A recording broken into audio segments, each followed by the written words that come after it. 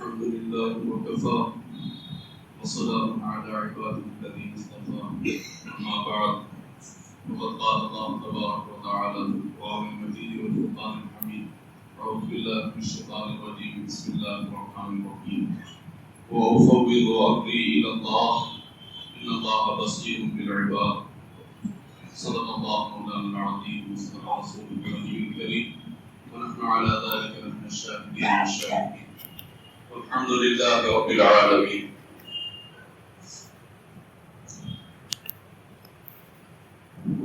یہ روزمرہ کا مشاہدہ ہے کہ انسان کسی سے جب محبت کرتا ہے، بندہ کسی سے محبت کرتا ہے تو اس کا خیر خواہ ہوتا ہے، اس کی خیر کرنے والا ہوتا ہے. انسان کسی سے محبت کرتا ہے تو اس کا خیر خواہ ہوتا ہے.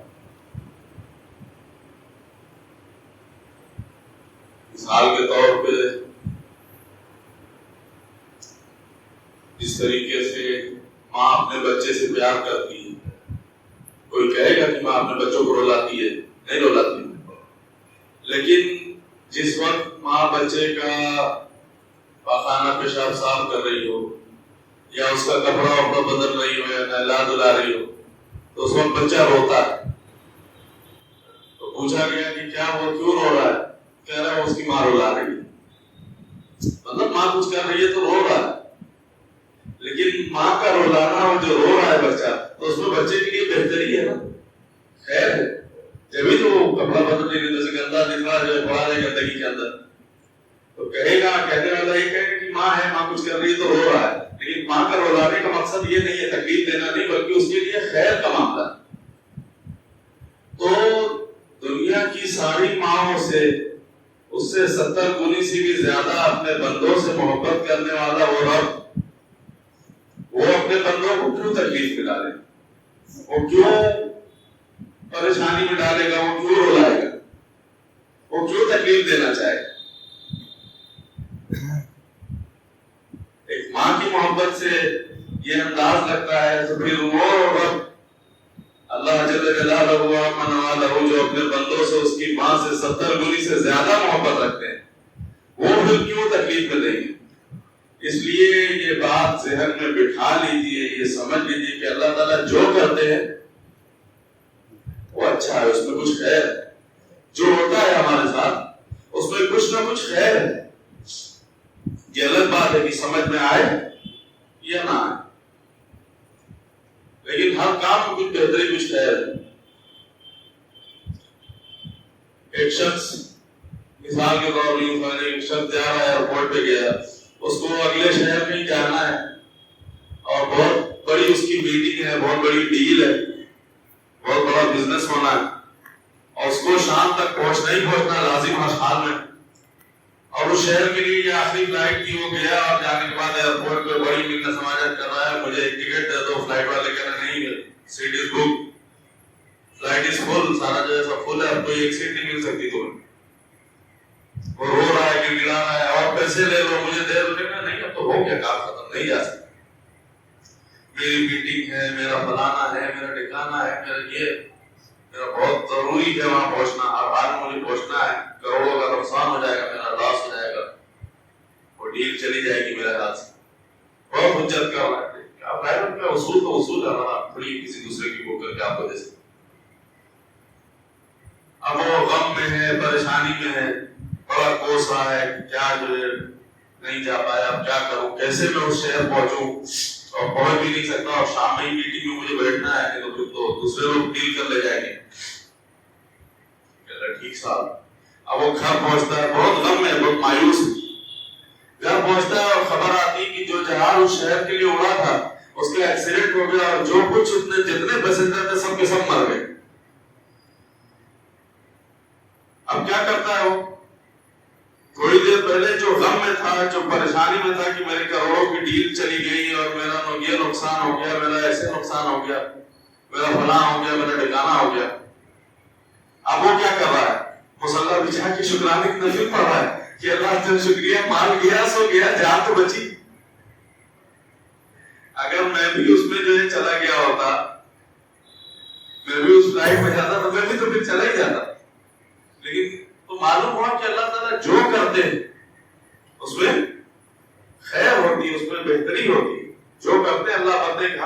اچھا ہوتا ہے.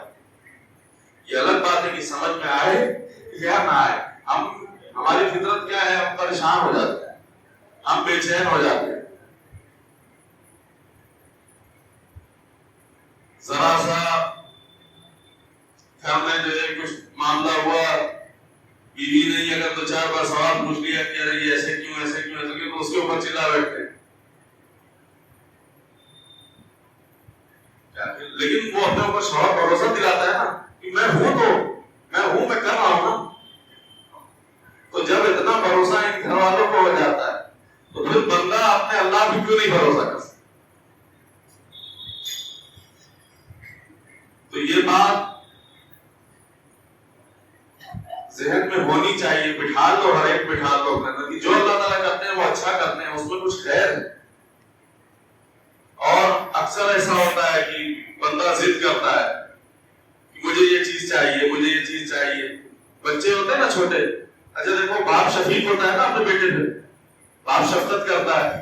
بچہ کیا کرتا ہے؟ ضد کرتا ہے, ابو سائیکل دلا دیجیے, ابو موٹر سائیکل دلا دیجیے.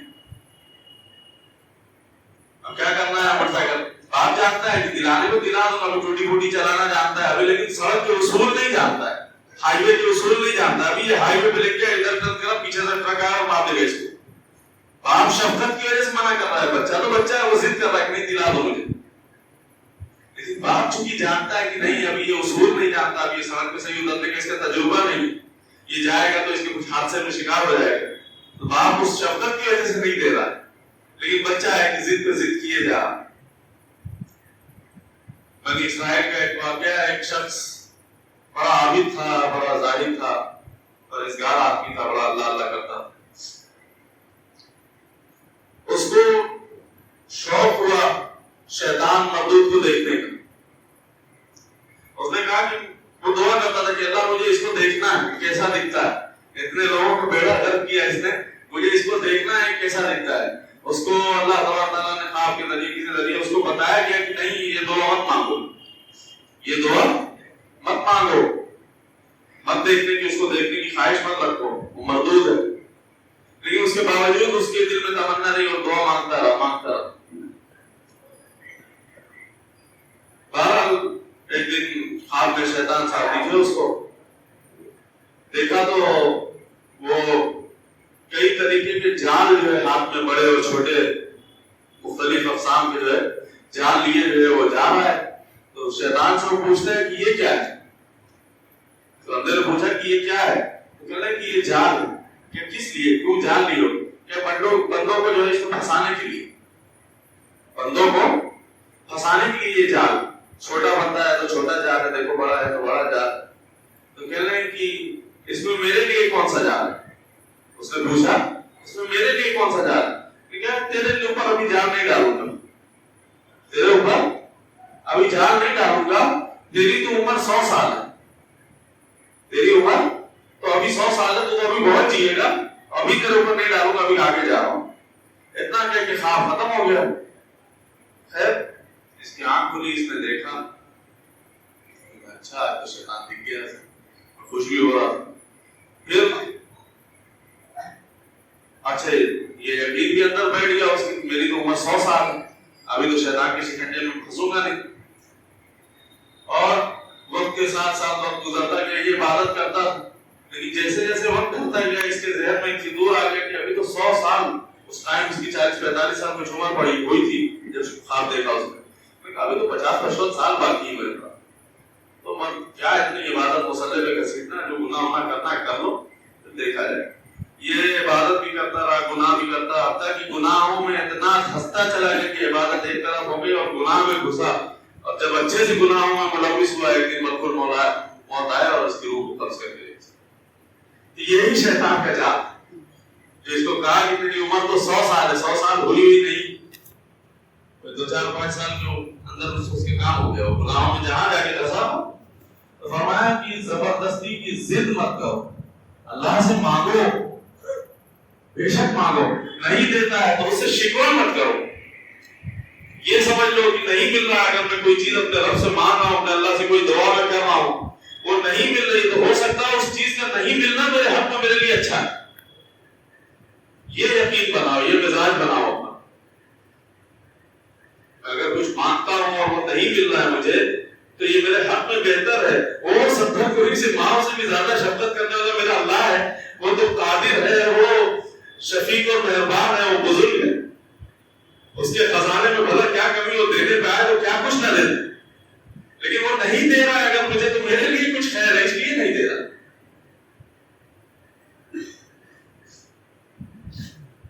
ایک آدھ دو واقعہ سن لے تو اس سے اور بات یقین بڑھ جائے اور مزاج شاید بن جائے. فرمایا کہ ایک موسیٰ علیہ السلام کے دور میں ایک شخص تھا بنی اسرائیل کا، اس کو پرندوں کی اور جانوروں کی بولی سیکھنے کا بڑا شوق.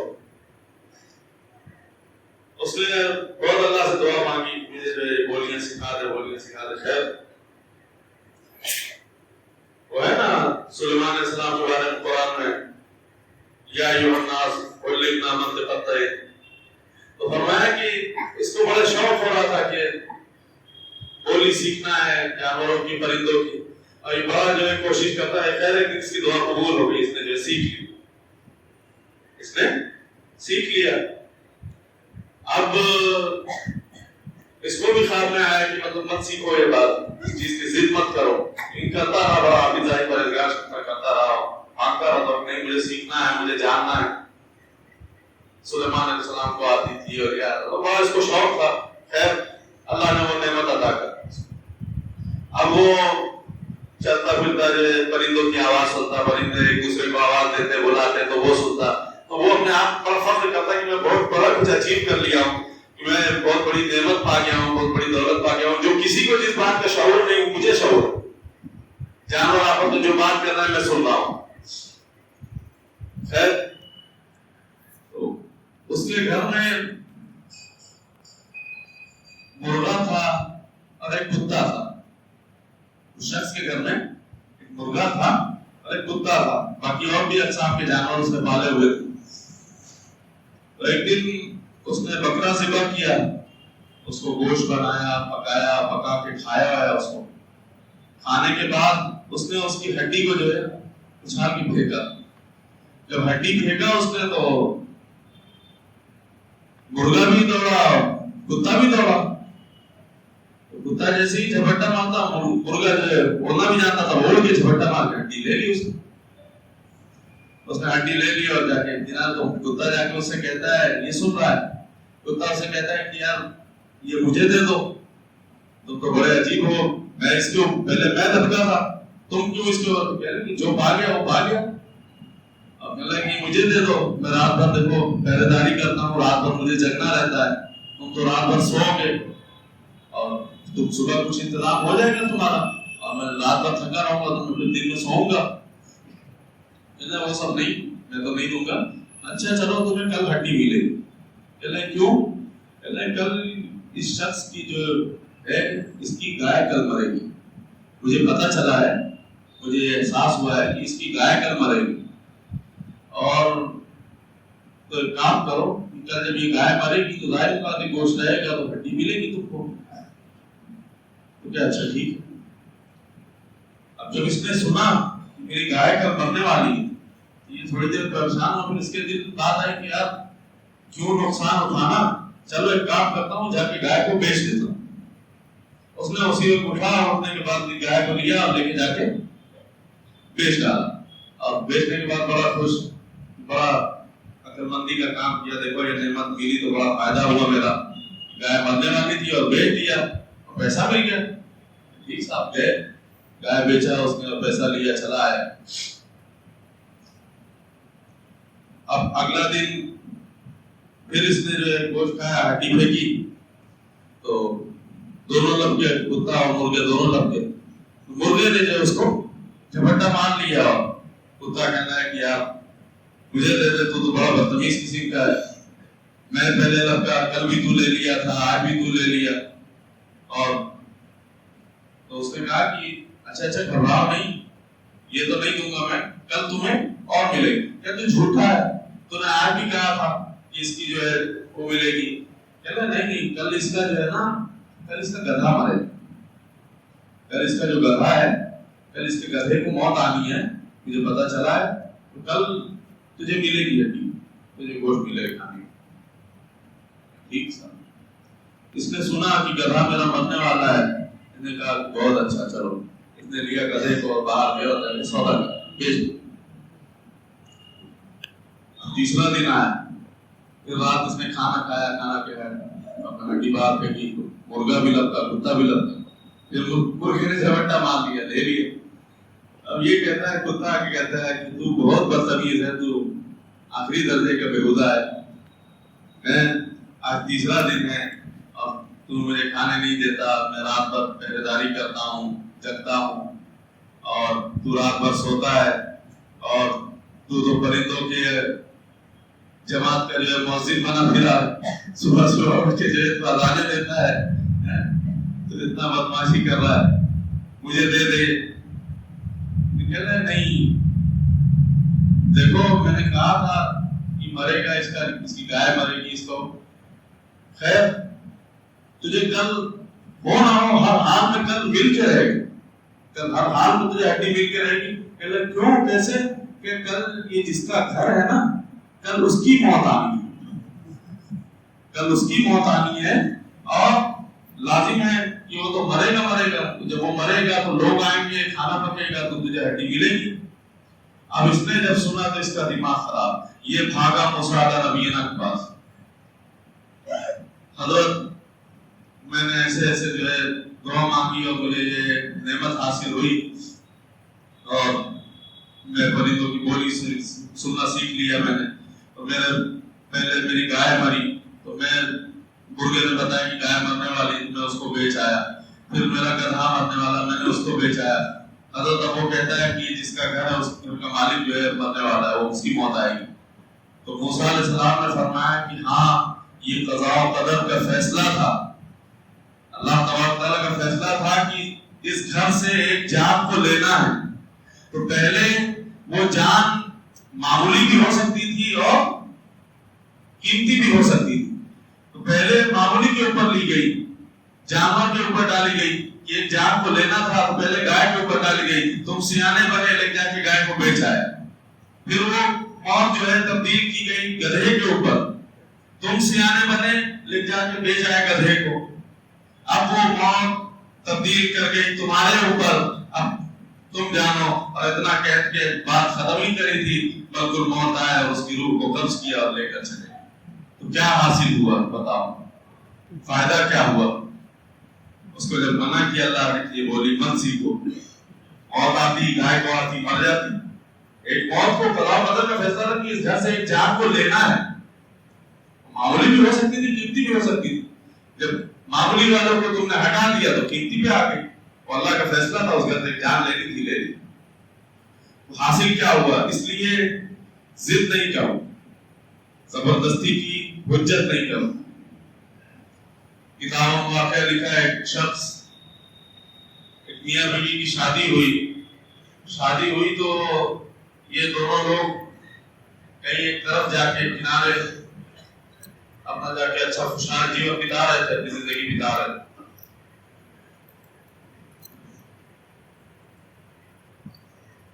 تو ان کا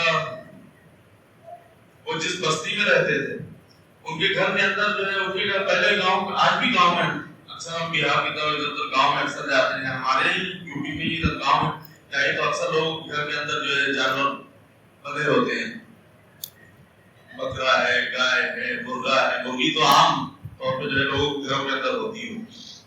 اور دوبارہ خیر تو ان دونوں میاں بیوی کی شادی ہوئی اور بہت دہیج جو ہے ملا لڑکی کو، اور بڑا مال ملا، سب کچھ تھا۔ دوبارہ خیر وہ گئی اور جانے کے بعد یہ لوگ تھے وہاں گھر میں، اچھی خوشحال زندگی گزار رہے۔ ایک دن اس کے یہاں اس کا جو مرغا تھا وہ مر گیا،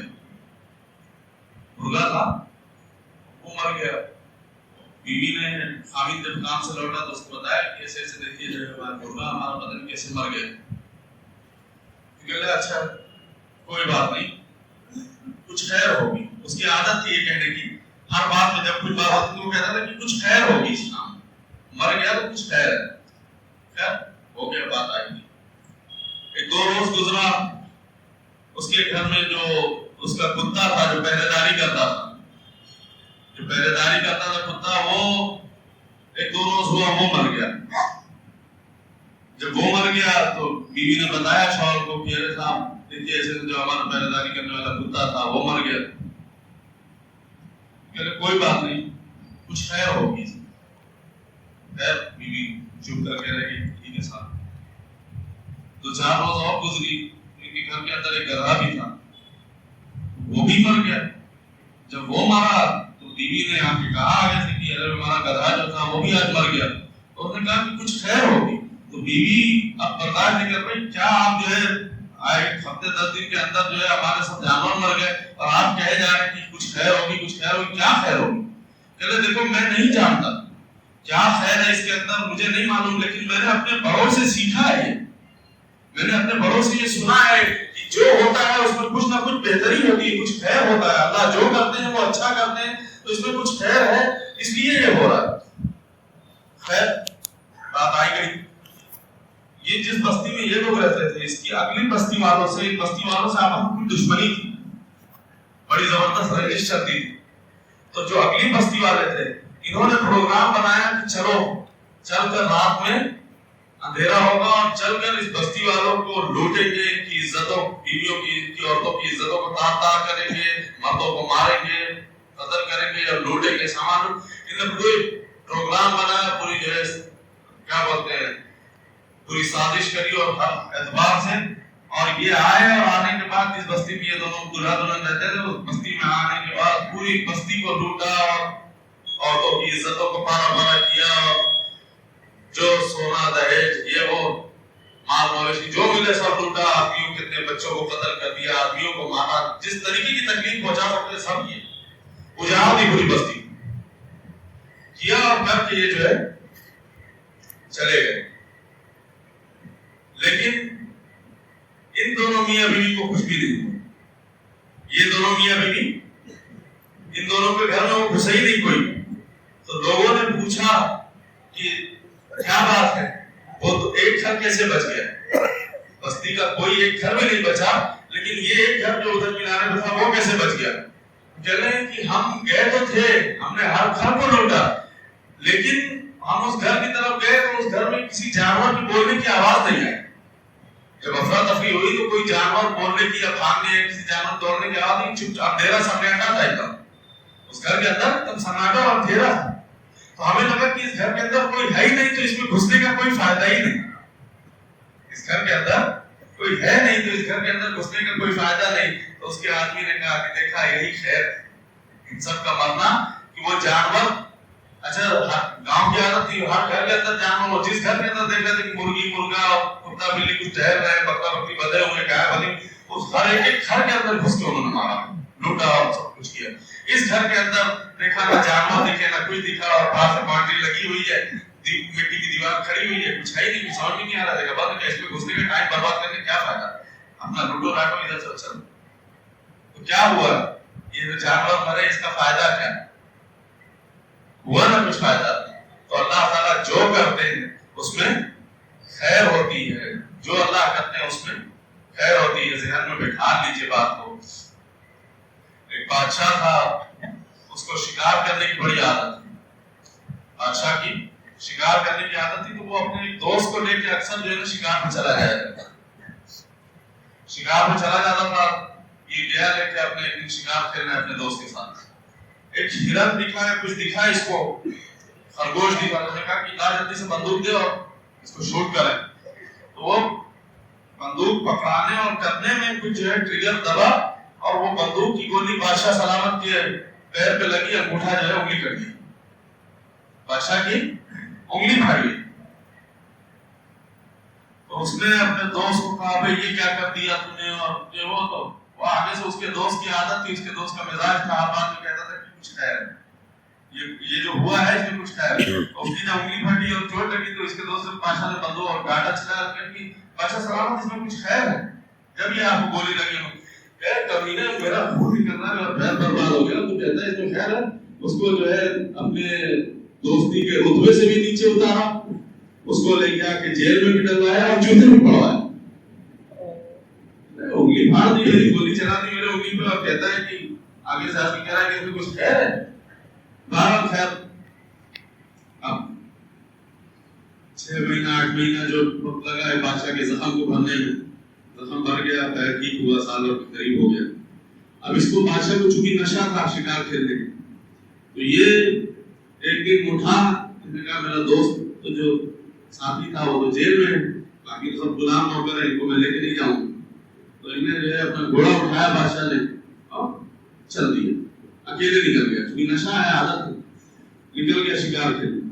لیکن شکار کھیلنے کے ایک ہرن دکھی, اور ہرنی کے پیچھے یہ بھاگتا گیا بھاگتے حتیٰ کہ ایک بستی کے اندر گھس گیا. ایک بستی کے اندر گھس گیا. جب بستی کے اندر گھستا ہے اندر, تو وہاں ایسے لوگ رہتے تھے جن کی عادت ہی کسی چیز کی جو ہے نا وہ سال بھر میں بلی دینی, مطلب کسی انسان کو جو ہے وہ اپنی جو ان کے بھگوان جو خدا تھے اس کو جو ہے بھیٹ چڑھانے کی جو ہے ان کی وہ انسان کی بھیٹ چڑھاتے تھے, بلی دیتے تھے. تو اس نے یہ بادشاہ جب گھسا اندر تو انہوں نے جو ہے اس کو پکڑ لیا. جب اس کو پکڑ لیا تو یہ آگے سے کہتا ہے کہ میں بادشاہ ہوں, میں فلاں, تو کوئی بھی ہو ہم کو نہیں کرنا, ہم کو پرواہ تھوڑی, ہم کو تو ملا ہے بندہ, ہمارا وقت پورا ہو رہا ہے, آپ کو وقت پہ جو ہے بھیٹ چڑھا دی. اور اکثر پہلے ان کے جو ہے وہ اپنے ہی کسی بستی والوں میں سے اپنی کسی کو بھیٹ چڑھاتے ہیں. بعد میں کسی نے مشورہ دیا کہ اپنے لوگ کیوں چڑھاتے ہو, باہر سے پکڑ کے لاؤ, بھیٹی چڑھانی ہے, بھگوان کو خون چاہیے, لہو چاہیے اور یہ چاہیے, تو اب تو اپنا کیوں دے, باہر والا کوئی آتا اس کو پکڑ. بادشاہ سلامت مل گیا ان کو, ٹھیک. اب بادشاہ کو جو ہے اتارا گیا گھوڑے سے, اور کہتے تو بادشاہ ہو کہیں کا ہو, ہم کو کیا کرنا, ہمارا کام ہونا ہے. اس کو لے کے گئے, ان کا جو جماعت کا جو بڑا وہ تھا, ان کا مولوی مولانا جو بھی کہہ لو پجاری, وہ آیا, اور آنے کے بعد اس سے پوچھا, تو اس نے کہا کہ اس کا جوتا ہوتا سب کچھ اتارو, اور اتار کے اس کو جو ہے ننگے پاؤں اللہ کے یہاں کھڑا کرو. جب وہ لے کے آیا اللہ کے کھڑا کیا تو اس نے دیکھا اوپر سے نیچے تک, جب نیچے دیکھا تو بادشاہ کا انگوٹھا کٹا ہوا. جب دیکھا بادشاہ سلامت کا انگوٹھا کٹا ہوا ہے, تو نے کہا نہیں یہ تو عیبدار ہے, اس کے اندر عیب ہے, عیبدار چیز کی بلی نہیں چڑھائی جا سکتی. ہمارا جو مذہب تھا اس کے اندر عیبدار چیز کی, کہنا اس میں عیبدار چیز کی بلی نہیں چڑھائی جا سکتی, اس کو چھوڑو کسی اور کو پکڑو, اس کو چھوڑو کسی اور کو پکڑو. بادشاہ کے ساتھ میں ساتھ آئی, میرا دوست جو تھا وہ کہتا تھا کہ گولی جو لگی ہے اس میں کچھ خیر ہے, آج سمجھ میں آیا کہ خیر یہ تھی, میرے ساتھ یہ ہونا تھا, اور اس کی نسبت سے یہ کلن ہے بات کو.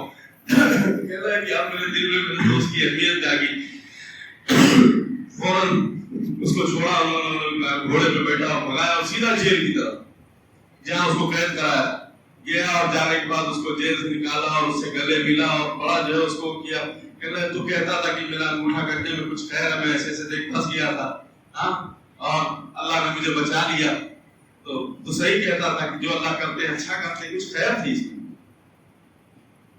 تو اب مجھے معاف کر دے یار, میں تجھے جو ہے زبردستی جیل میں بند کیا رہا, اور تجھے اپنے جو ہے دوستی کے عہدے سے نیچے گرا دیا, تجھے مار بھی پڑوائی, مجھے معاف کر دے, تجھے اتنی لمبی سزا کاٹنی پڑی, اتنے دن قید میں رہنا پڑا.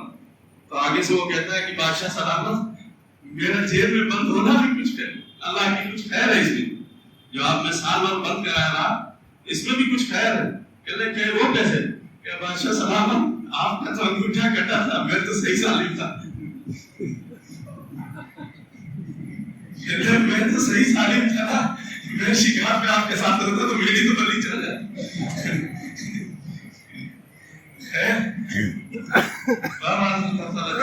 وہ اچھا کرتے ہیں, بات سمجھ میں آئے یا نہ آئے, یہ بہت بڑی حقیقت ہے.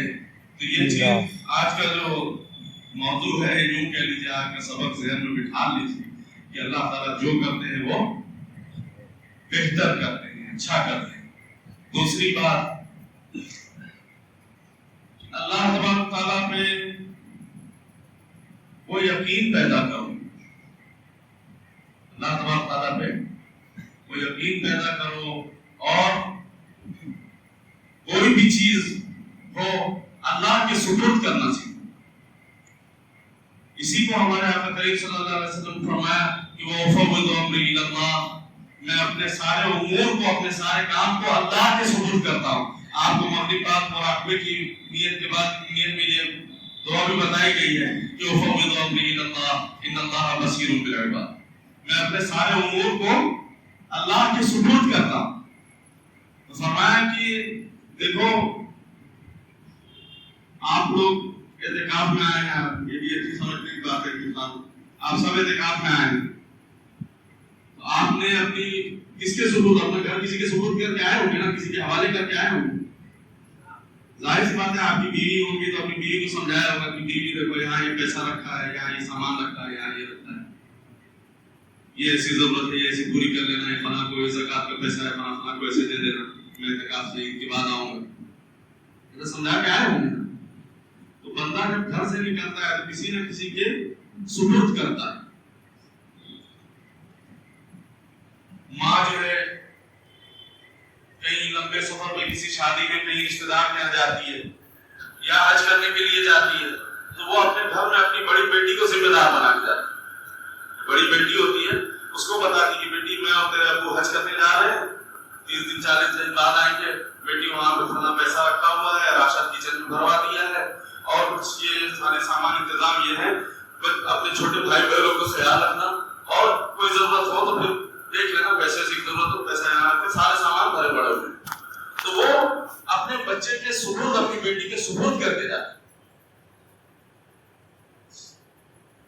تو اگر بندہ بندے کے سپرد اتنا کر کے، اتنا اس کے اوپر بھروسہ کر کے جاتا ہے، اتنا اس کے اوپر توکل کرتا ہے، تو پھر اللہ پہ توکل کیوں نہیں؟ وہ تو مغیر الاحوال ہیں، حالات کے بھیجنے والے۔ چاہیے حق تو یہ ہے کہ پہلے اللہ کے سپرد کرے، 2 رکعت نفل پڑھے، نفل پڑھ کے اپنے اللہ سے دعا مانگے کہ مولا ایسے ایسے نکلنا ہوں سفر پہ تیرے حوالے، اللہ سب کچھ آپ کے حوالے۔ اس کے بعد پھر اسباب کی حد پہ آئے۔ دیکھو اسباب اللہ ہی تبارک تعالیٰ پیدا کرتے ہیں، وہ مسبب الاسباب ہے، لیکن ہماری کمی، ہماری بدتمیزی، ہماری نالائکی کیا ہے؟ ہم اسباب کی حد تک چلے جاتے ہیں، مسبب الاسباب کی حد پہ نہیں جاتے۔ ہم اللہ کو نہیں سمجھتے، نہ اس کو کچھ جانتے، نہ کچھ کہتے۔ مرشد عالم رحمۃ اللہ علیہ، بابا صاحب رحمۃ اللہ علیہ اس زمانے میں شروع کے دور میں فرماتے تھے کہ گھر میں دروازہ نہیں ہوتا، کوئی شخص کوئی مرید آیا کہنا ہے کہ حضور دعا کریے کہ بچے پیچھے جو ہے حفاظت میں رہیں، بچے پیچھے حفاظت میں رہیں، گھر میں ایک لکڑی کا دروازہ ہے وہی لگا کے آیا ہوں۔ تو کہنے لگے اچھا تم لکڑی کا دروازہ لگا کے آئے ہو، ہم بھی سفر پہ نکلے ہیں، ہمارے بھی گھر میں لوگ ہیں، ہم ایک ڈنڈے اور ایک لاٹھی کو ایسے دروازے میں کھڑا کر کے آئے ہیں اللہ کے بھروسے۔ تم تو دروازہ بند کر کے آئے ہو، ہم نے ایک ڈنڈے کو اسباب ہم نے بھی اختیار کیا ہے، ہم نے بس ایک لاٹھی کو یوں ٹیڑھا کر کے رکھ دیا ہے، اللہ سے کر دیا اللہ تیرے حوالے، اللہ تو دیکھ لے۔ جب اللہ دیکھ رہا ہے تو پھر پرواہ کیسے، پھر فکر کیسے؟ یہ یقین، یہ معیار، یہ اہل اللہ کا یہ انداز ہوتا ہے۔ اس انداز کو ہمیں بھی اپنانے کی ضرورت ہے کہ پہلے اسباب تک مت جاؤ، پہلے مسبب الاسباب کے دروازے پہ، اس کے چوکھٹ پہ اپنے سر کو رکھو، اس کے بعد اسباب کی حد کو پورا کرو۔ اسباب اللہ نے بنایا، ایسا نہیں ہے کہ نہیں کرنا چاہیے، اسباب اللہ نے دیا، اسباب کی حد تک جائیے، لیکن پہلے مسبب الاسباب کو پوچھ لو، اس کو بتا دو، اس کو سب کچھ اس کا کرم لے لو، اس کے بعد پھر جو آگے بڑھو۔ فرمایا کہ اللہ پہ بھروسہ، اللہ پہ یقین اور اللہ کے سپرد کر دینا، یہی اس کا نام تفویض کیا ہے؟ تفویض کہتے ہیں۔ یہی ہے وَأُفَوِّضُ أَمْرِي إِلَى اللَّهِ، میں اپنے سارے امور اللہ کے سپرد کرتا ہوں۔ ایسا ہی نہیں ہے مراقبہ اور یہ ساری چیزیں، ہم آپ اسی سلسلے میں بابا صاحب رحمۃ اللہ علیہ کے مریدوں میں سے ایسے ایسے واقعات ہیں کہ آنکھوں کو بند کر کے بیٹھ گئے ہیں اور واقعی خلوص دل کے ساتھ، خلوص نیت کے ساتھ کہا ہے کہ وہ فوض امری اللہ، اور اللہ نے ان کے کام کو پورا کر کے دکھایا۔ وہ بیٹھے ہیں اللہ کی یاد میں مست و مگن، ایک ایک گھنٹہ بیٹھے اور ان کا کام ادھر ہو گیا۔ بڑا عجیب سا واقعہ ہے، میں اس مجمع کے اندر نہیں کرنا چاہتا۔ غیر مسلم تھا، بابا صاحب سے بڑی محبت کرتا تھا، وظائف بتا لیے اور وظائف بتا لیے، مغرب بعد کا یہی وظیفہ، وہ پڑھتا تھا اور یہی حفظ کر کے آنکھوں کو بند کر کے بیٹھ جاتا تھا. اس کا کام ہوتا تھا ویسا بھیانک کام ہے. خیر سنے تو عقل حیران ہوتی ہے انسان, ایسا ہوتا ہے کیا؟ لیکن واقعی میں وہ جو اس کے ڈپارٹمنٹ میں بڑے لوگ تھے وہ تھا کہا کہ بابا سامنے بیٹھ کے صاحب اس کو منع کریے, حادثہ ہو جائے گا. بہرحال خیر ہو.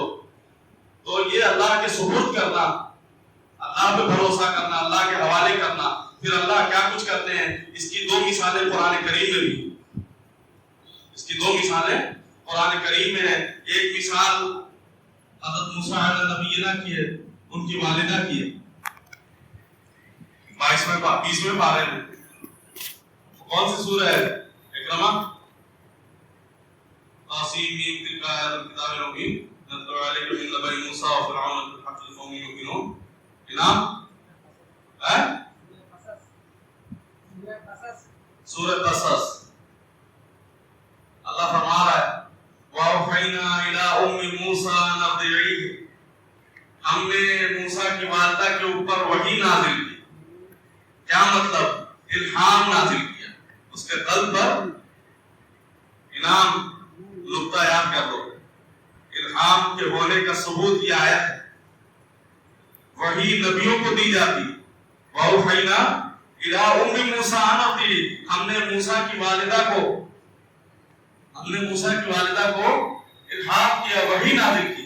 تو فرمایا, مفسرین فرماتے ہیں کہ یہ وحی جو ہے, وحی تو نبیوں کو ملتی ہے نا, اللہ کی طرف سے وحی آتی, فرشتہ لے کے آتا ہے. پھر یہ کیا تھا؟ یہی الہام ہے جو اولیاء اللہ کو ہوتا ہے. الہام کے ثابت ہونے کا یہ ثبوت یہ آیت ہے. اور الہام کس پہ ہوتا ہے؟ دیکھو الہام وَأَوْحَيْنَا إِنَّ الشَّيَاطِينَ لَيُوحُونَ إِلَىٰ أَوْلِيَائِهِمْ, شیطان بھی الہام کرتا ہے. شیطان بھی اپنے دوستوں کو جو ہے بات بتاتا ہے. مرزا قادیانی کو بھی الہام ہوتا تھا مردود کو.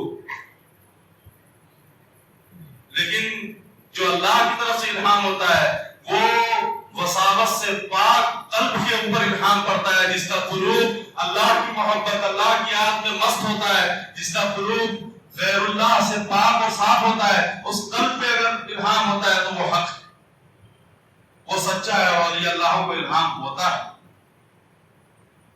تو فرمایا کہ وَأَوْحَيْنَا إِلَىٰ أُمِّ مُوسَىٰ أَنْ أَرْضِعِيهِ, ہم نے موسیٰ کی والدہ کی طرف وحی نازل کی, الہام نازل کیا کہ ان کو جو ہے دریا کے حوالے کرو.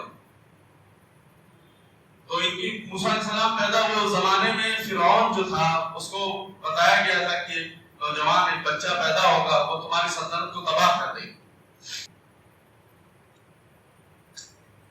تمہاری سلطنت کو تباہ کر دے گا. تو وہ جتنے بچے ہوتے تھے, لڑکے ہوتے تھے, سب کو قتل کراتا تھا. جس گھر میں بھی بچے ہوتے تھے وہ قتل کراتا تھا. تو موسیٰ علیہ السلام جب پیدا ہوئے تو ان کی والدہ ان کو اپنے پاس رکھی ہوئی, چھپا کے رکھی. اور بعض روایت میں آتا ہے کہ آپ 3 مہینے کے تھے, اور بعض روایت میں آتا ہے 8 مہینے کے تھے. بعض میں 3 مہینے کے تھے, اور بعض روایت میں ہے کہ 8 مہینے کے تھے. تو یہ موسیٰ علیہ السلام اپنی والدہ کے پاس رہتے تھے, ان کو دودھ پلاتی تھی اور سب کچھ اپنا جو. لیکن اس درمیان اس وقت میں موسیٰ علیہ السلام کبھی روئے نہیں, کبھی آواز نہیں کی. تو یہ کسی کو احساس ہی نہیں ہوا کہ اس گھر کے اندر کوئی بچہ ہوا ہے, اس گھر کے اندر کوئی بچہ ہے. خیر ہو گیا معاملہ. موسیٰ علیہ السلام اب 3 مہینہ تھے 8 مہینہ تھے یہ صحیح نہیں معلوم, لیکن بہرحال تو جب یہ ہوا تو اللہ تعالیٰ فرمانے کہ وَأَوْحَيْنَا إِلَىٰ أُمِّ مُوسَىٰ أَنْ أَرْضِعِيهِ, ہم نے موسیٰ کی والدہ کی طرف وحی نازل فرمائی. یہ فَأَلْقِهِ فِي الْيَمِّ, اس کو پانی میں ڈالو, اس کو دریا میں ڈالو. فَلْيُلْقِهِ الْيَمُّ بِالسَّاحِلِ, ہم اس کو ساحل کنارے تک پہنچائیں گے, ہم اس کو کنارے تک پہنچائیں گے. اب عقل حیران ہے, چھوٹا بچہ, اس کو کیسے جو ہے دریا میں ڈالوں, کس چیز پہ کر کے ڈالوں, پیٹی کے اندر بکسے کے اندر ڈالوں گی تو اگر بند رہے گا تو ایئر ٹائٹ ہو جائے گا, ایئر ٹائٹ ہو جائے گا تو دم گھٹ جائے گا. سوراخ کرتی ہوں تو سوراخ کروں گی تو اس میں پانی بھر جائے گا, سوراخ کروں گی تو اس میں پانی بھر جائے گا تو بچہ پانی میں ڈوب کے مر جائے گا. ایک ماں اپنے بچے کو لے کے کیسا جو ہے کیسی ہوتی ہے, کتنی محتاط ہوتی ہے, وہ ایک ماں ہی سمجھ سکتی ہے. کیسا اپنے بچے کے لیے پریشان رہتی، اور ایک ماں کے دل میں اس کے بچے کے لیے کیا محبت ہوتی ہے وہ ماں ہی سمجھ سکتی، ماں ہی جان۔ اس ماں کو یہ کہا جا رہا ہے کہ اس کو دریا میں ڈالو، اب عقل حیران، دل میں خیال آ رہا ہے کہ اللہ ایسا نہیں ہو سکتا کہ میں اس کو اپنی چھت پہ کہیں کنارے چھپا کے رکھ دوں، کسی کمرے کے کسی کونے میں لے کے آ کے چھپا کے رکھ دوں، یا کہیں اس کو کہیں دبا کے رکھ دوں۔ اللہ آپ تو حفاظت کر ہی سکتے ہیں تو ایسے بھی تو کر سکتے ہیں، یہ انسانی انتظام۔ میں کبھی سوچتا ہوں تو مجھے یہ سمجھ میں آتا ہے کہ اللہ تعالیٰ آپ حفاظت کر سکتے ہیں تو ایسے بھی کر سکتے ہیں، دریا میں کیوں ڈلوائے؟ لیکن اللہ تبارک تعالیٰ مشاہدے کو توڑوانا چاہتے ہیں تاکہ تمہارا کامل یقین میری ذات پہ ہو۔ اللہ مشاہدے کو توڑتے ہیں، یہ اللہ کا اصول ہے، تاکہ بندے کا یقین کامل فقط اللہ کی ذات پہ ہو جائے۔ تو فرمایا کہ ہاں ہم سب کچھ کر سکتے تھے، لیکن ڈالو اس کو اور یقین کرو ہمارے اوپر کہ ہم اس کو جلا کے اور بچا کے دکھائیں گے۔ خیر ماں نے بیٹی کو جو ہے دریا کے حوالے کیا، فَلْيُلْقِهِ الْيَمُّ بِالسَّاحِلِ، اور اللہ نے اس کو کنارے تک پہنچا دیا۔ جب کنارے پہنچایا تو شام کا وقت تھا، فرعون مردود جو ہے اس ٹائم شام کے وقت یہ اپنی بیگم کے ساتھ ٹہلنے نکلتا تھا، چہل قدمی کرنے نکلتا تھا۔ تو جب یہ نکلا چہل قدمی کرنے جا رہا تھا تو رستے پہ دریا کنارے، وہی دریا کنارے کہتا تو سامان پیٹی کچھ آتے دکھی۔ تو مفسرین نے لکھا ہے کہ اس کے ساتھ اس وقت 800 اس کے پہرے دار، باڈی گارڈ کہہ لیجیے یا پہرے دار کہہ لیجیے، غلام کچھ ایسے کہہ لیجیے جو کھڑے تھے کہ بادشاہ سلام کی حکم کرے تو جی ابھی لایا۔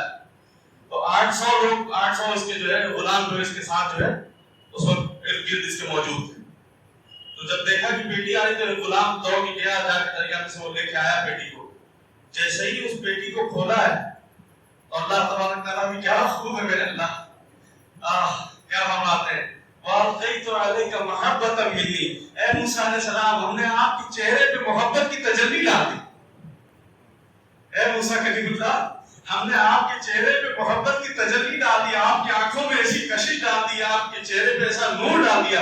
فرعون بدبخت دیکھتا ہے، کہتا ہے یہ تو لڑکا ہے، کوئی بچہ ہے، لیکن اتنے آپ کے اوپر کشش تھی، اتنی خوبصورت، اتنی خوبصورتی نظر آ رہی تھی، اتنی محبت آپ کے اندر جھلک رہی تھی کہ جو دیکھ رہا تھا وہ آپ کا دیوانہ گرویدہ ہو رہا۔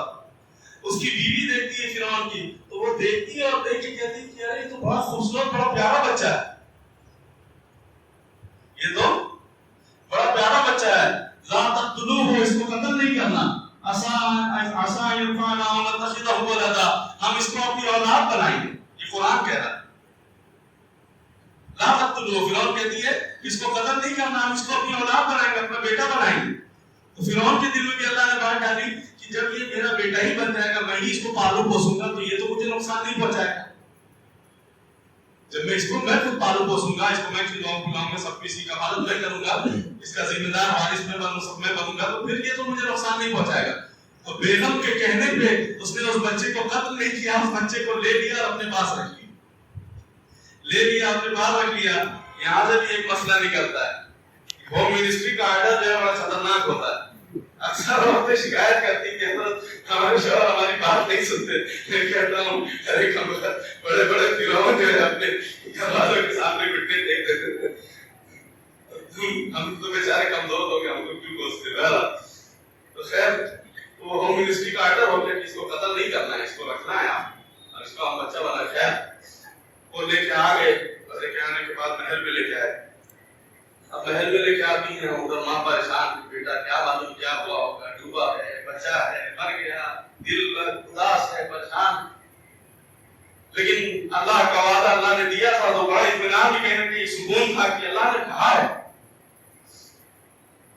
اب محل کے اندر لے کے آیا۔ اچھا اس زمانے میں پاؤڈر یہ سب دودھ تو ملتے نہیں تھے، تو دایا کو بلایا جاتا تھا، کسی کو بلایا جاتا تھا جو دودھ شریف جس کے دودھ ہوتا تھا وہ دودھ پلاتی تھیں عورتیں، اور دودھ پلانے والی عورتیں چلتی تھیں، آج بھی شاید ہوتی ہوں گی۔ بہرحال خیر وہ آئی اور آنے کے بعد بہت سی عورتوں کو بلایا کہ بچہ کسی کا دودھ پی لے، بچہ کسی کا دودھ پی لو۔ بچہ دودھ دیتا ہی نہیں، موسیٰ علیہ السلام کسی کا دودھ دیتے ہی نہیں، اور رو رہے ہیں، آواز کر رہے ہیں، بادشاہ پریشان، پورے محل نے سب پریشان ہو بیگم ان کی اور ان کو پریشان کی ہوئی فرعون صاحب یہ بچے کے لیے انتظام کریے وہ بھوکا ہے اور یہ کم وقت نیند کا سنا ہے اس کو نیند آ رہی ہے اور بیگم ادھر اس کو پریشان کی یہ بیوی جو تھی یہ بیچاری بچے کی محبت میں جو پریشان تھی اور اس کو پھر پریشان کر رہی اب عورت ڈھونڈی جا رہی ہے فلاں عورت بلاؤ فلاں کو بلاؤ فلاں کو بلاؤ بلائے جا رہے ہیں لوگ اور دودھ وہ بچہ کسی کا دودھ دیتا نہیں تو ان کی جو بیٹی تھی موسیٰ علیہ السلام کی بہن یہ تھوڑا سمجھدار ہو گئی تھی تو یہ جاتی ہیں اور یہ ماں نے کہا بیٹا جا دیکھ کے تو آپ کیا حال ہے تیرے بھائی کا سنا کہ جو فرعون کے اس کو محل میں چلا گیا تو گئے اور جا کے بیٹی آئی اور آئی دیکھی تو دیکھا کہ بھائی میرا جو ہے کسی کا دودھ ہی نہیں لے رہا ہے اور بھوکا ہے پریشان ہے اور رو رہا ہے اور یہ جو ہے یہ لوگ بھی سب پریشان ہیں تو اس نے جا کے فرعون کے سامنے جا کے کہا بادشاہ سلامت میں اہل خانہ کو جانتی ہوں اعلیٰ اہل بیت یکفرون وهم ناصحون میں ایک اہل بیت کو جانتی ہوں جو آئے اور آنے کے بعد جو ہے اس کو دودھ پلائے گی ایک عورت وہ اس کا دودھ بچہ لے لے گا فرعون کو شک ہوا اس نے ان کی بہن کے سر کو جو ہے بال سے پکڑ کہتا ہے تو ایسی بات اتنے دعوے سے کیوں کرتی تو وہ بھی خیر اللہ کے نبی کی بہن تھی تو وہ بھی آگے سے بات کرتی ہے بادشاہ سلامت ہم آپ کے غلام آپ کے رعایا ہے ہم آپ کے خیر خواہ ہیں ہم تو آپ کی خیر چاہ رہے تھے اس لیے ہم نے لگا کہ ایک عورت ہے وہ اکثر دودھ پلاتی ہے اور بچے اس کا دودھ بڑے شوق سے پیتے ہیں تو میں نے سوچا کہ میں آپ کی کچھ مدد کر سکتی ہوں تو میں کر دوں اس امید میں نے اتنے دعوے سے بات کر دی اچھا یہ بات ہے جا لے کے آ گئی اور جا کے دوڑی بھاگی سب پر امی جلدی چلو بھائی کسی کا دودھ منہ کو نہیں لگا رہا بہت بھوکا ہے اور عورتوں کی تلاش ہو رہی کون دودھ پلائے ماں کا کلیجہ ہوتا ہے تڑپ گئی اٹھی اور بھاگی جلدی بھاگ کے محل میں آئی اور آنے کے بعد دیکھو اللہ ابھی کیسا امتحان لیتے ایک طرف یہ بھی ڈر ہے کہ میں ماں ہوں بچہ میرا بھوکا ہے کہیں ایسا نہیں ہو کہ کچھ سچ جو ہے ظاہر ہو جائے کہیں یہ ایسا میری محبت ممتا میری جھلک نہ جائے میں بچے کو دیکھ کے رونے نہ لگوں گلے چپکانے لگوں اللہ سے دعا کرتے ہوئے جاتی کہ اللہ بس مجھے صبر دے دے اور میں جا کے جو ہے کسی کو احساس نہیں ہو کہ میں اس کی ماں ہوں گئی اور جانے کے بعد بڑے اطمینان سے ہاں کیا ہوا کوئی بچہ ہے کیا ہاں ایک بچہ ہے جیسے ہم نے گود لے لیا ہے اپنی اولاد بنا لی ہے اس کو آپ دودھ پلا کے دیکھیں بتایا کسی نے دودھ دیتا نہیں ہے اور وہ گود میں لیتی ہے اور بچہ جو ہے دودھ پکڑ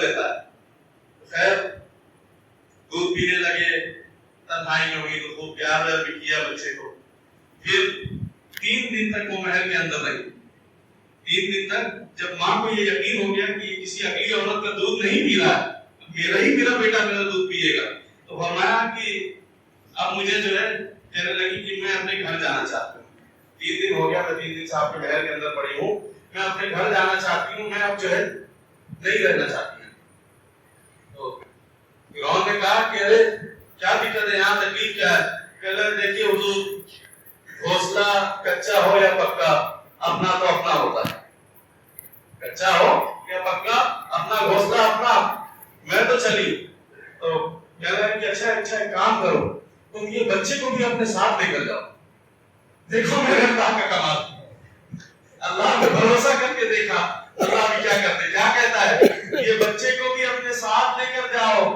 اور اس پہ دودھ پلانے کی تنخواہ بھی ہم تمہیں دیں گے اللہ اپنے قرآن میں فرماتا ہے فرددناہ الی امہ کی تقر عینها ولا تحزن ہم نے اس کی ماں کی آنکھوں کو ٹھنڈک دے دی اور غم سے اٹھا دیا فرددناہ الی امہ کی تقر عینها ولا تحزن ولتعلم ان وعد اللہ حق جان لو کہ اللہ کا وعدہ سچا ہے ولكن اکثرهم لا يعلمون اکثر لوگ اس بات کو نہیں جانتے تو اے لوگوں اللہ کے سپرد کرو اپنے سارے احوال اپنے حال احوال کو اللہ کے سپرد پہلے کرو آج ہی اکثر گاؤں میں جو ہماری بوئی مائیں ہیں اکثر لوگ نکلا کرتے ہیں بچے اسکول پہ جاتے ہیں آج کل کی ماؤں کی عادت نہیں ہے جو پہلے کی عورتیں ہوا کرتی تھی برائیاں ہیں اور آج بھی بچوں کو جب چھوڑتی ہیں تو کہتی ہیں کہ اللہ کے حوالے فی امان اللہ، اللہ کے سپرد۔ تو بہرحال جب اپنے کاموں کو، اپنی ہر ایک چیز کو اللہ کے سپرد کر دو گے، انشاءاللہ دیکھنا پھر اللہ اس کا وکیل بن جائے گا اور پھر اللہ اس کام کو کر کے دکھائے گا۔ ایک آخری بات بس بات ختم کرتا ہوں۔ حدیث پاک میں ایک واقعہ ہے، ایک شخص تھا، وہ گیا کسی شہر کی طرف، پہلے کا، بہت پہلے زمانے کا واقعہ ہے، حدیث پاک میں یہ واقعہ موجود ہے۔ وہ گیا، بہت کسی ایک شہر میں گیا، اس کا سامان کچھ چوری ہو گیا، مال چوری ہو گیا۔ اب وہ تجارت کے غرض سے گیا تھا، اس کو تجارت لینا تھا اور مال لے کے واپس اپنے شہر میں آنا تھا۔ اس کا چونکہ سب مال چوری ہو گیا، غائب ہو گیا، تو اس نے شخص تھا، اس نے کہا میں کروں کیا؟ تو ایک پیسے والے شخص سے اس نے جا کے کہا کہ میرے بھائی مجھے کچھ پیسے ادھار دے دو، میرے کچھ پیسے ادھار دے دو اور تم دے دو، میں تمہارے پیسے واپس لوٹا دوں گا انشاءاللہ۔ تو اس نے کہا کہ کیسے دے دوں یار، میں تمہیں جانتے ہی نہیں، تم ہو کون؟ تم ہو کون؟ میں تو نہیں جانتا تمہیں، یا کوئی گارنٹر لاؤ یا کوئی اپنی پہچان والا کوئی بتا کہ شہر میں جاؤ جس کے حوالے میں تمہیں پیسہ دوں۔ کہنے لگے کہ کوئی میری پہچان کا نہیں، ہاں مگر اللہ، اللہ کے حوالے، اللہ کے نام پہ دے دو، میں بھی اللہ کا بندہ ہوں، تم بھی اللہ کے بندے ہو، اور میں اللہ کو شاہد اور گواہ بناتا ہوں۔ بظاہر تو میرا کوئی گواہ نہیں، لیکن اللہ کو گواہ بناتا ہوں۔ دیکھو کیا یقین ہوتا تھا لوگوں، میں اللہ کو گواہ بناتا ہوں، اللہ کو وکیل بناتا ہوں، تم مجھے دے دو، میں وعدہ کرتا ہوں اللہ کے نام پہ لے کے جا رہا ہوں، انشاءاللہ اللہ کے نام تمہارا پیسہ واپس لوٹا دوں۔ اس نے ایسی مطلب یقین سے بات کری، ایسے کانفیڈنس سے بات کی، اس کے دل پہ لگی، نے کہا اچھا، کہنا ہاں ٹھیک ہے، دے دو۔ اس نے پیسہ دیا، اور پیسہ دیا، یہ مال تجارت میں مال لیا، اپنے شہر آیا، اپنے گاؤں میں آیا، بستی میں آیا، مال بیچا باچا، اور جو اس کا جو رقم لی تھی وہ پیسہ نکل گیا، وہ پیسہ نکل گیا، ابھی اور اس کا منافع کا پیسہ اور باقی تھا، وہ نکل رہا تھا، اچھا اس کو فائدہ ہو گیا اس دھندے میں۔ اب پیسہ جو اس سے ادھار لیا تھا اس شخص سے، اب وہ پیسہ ایک طرف رکھ دیا، اور اسی درمیان سیلاب آ گیا، اس بستی کے اندر سیلاب آ گیا۔ اس زمانے میں کشتیاں نہیں چلتی تھی، جب کشتیاں نہیں چلتی تھی تو سیلاب جب آیا، تو سیلاب آنے کے بعد اب یہ کہنے لگا کہ یا اللہ، میں نے تو وعدہ کیا تھا، کئی دن تک سیلاب رہا ہو، کہنے کہ پیسہ تو نکل کے تیار ہے، اگلا ادھر پریشان ہو رہا ہوں کہ میرا پیسہ لے کے گیا اور غائب ہو گیا، یا اللہ اب میں اس کا پیسہ کیسے دوں؟ بہت پریشان رہتا تھا۔ جب اس سے نہیں رہا گیا، بے صبری ایک دن ہوئی، تو اس نے کہا کہ یار، دل میں بات آئی کہ وکیل تو اللہ تھا،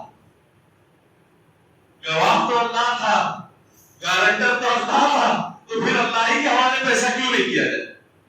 وہ آیا اور آنے کے بعد ایک بڑا سا لکڑا لیا، ایک بڑا سا لکڑا لیا، اور آنے کے بعد لکڑے کی ڈال کو، جو پیڑ کی ڈال کو، اس کو جو ہے اس کو سوراخ کیا، اس نے اوپر سے کاٹا، کاٹنے کے بعد پیسہ جو تھا اس کے اندر ایک کوٹلی کے اندر، تھیلی کے اندر کر کے پیسہ رکھا، اور جو ہے اوپر سے اس کو پیک کیا، لکڑے کو پیک کیا، اور دریا کے حوالے، اور اللہ سے کیا دعا کرتا ہے، اے اللہ، اے اللہ تجھے وکیل بنایا تھا، اللہ آپ کو وکیل بنایا تھا، آپ کے نام پہ پیسہ لیا تھا، اللہ اب اس پیسے کو آپ کی سپرد کرتا ہوں کہ میرے مولا جس سے میں نے لیا تھا اس تک پہنچا دیجیے، اللہ جس سے میں نے لیا تھا یہ پیسہ اس تک پہنچا دیجیے۔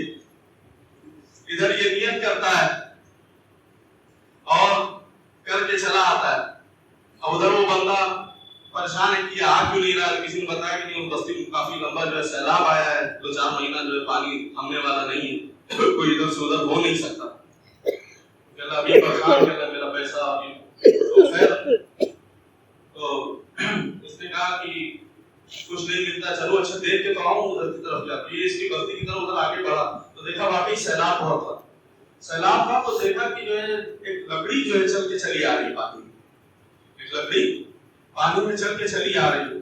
جب وہ لکڑی اس کے دل میں آیا کہ کچھ نہیں ہاتھ آتا، چلو یہ لکڑی لے کے چلتے کچھ کام آئے گی، تو لکڑے کو اس نے اٹھایا اور کندھے پہ لادا، بھاری لکڑا تھا، لے کے گھر کو آ گیا، گھر پہ لا کے پھینک دیا۔